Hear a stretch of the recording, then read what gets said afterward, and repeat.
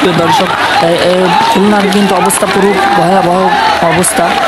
আমরা দেখতেছি যে খুলনায় কোটা বিরোধী আন্দোলনে হঠাৎ করে ছাত্রলীগের প্রবেশের কারণে যে ছাত্ররা ছিল ওখানে সমাবেশ করতেছিল, তারা কিন্তু খুব ক্ষিপ্ত হয়ে গেছে। আমরা সেখানে যাচ্ছি, তারা কিন্তু ছাত্রলীগের দাবড়ে বের করে ফেলাচ্ছে।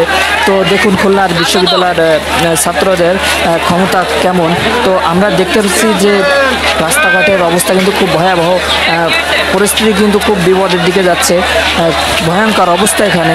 তো ভিডিওটা বেশি বেশি শেয়ার করে তো, এবং আপনাদের একটি অনুরোধ, ভিডিওটা বেশি বেশি শেয়ার করবেন এবং ভিডিওটা শেষ পর্যন্ত দেখবেন এবং দেখতে থাকুন এখানে পরিস্থিতি কি কতদূর এগিয়ে যেতে পারে।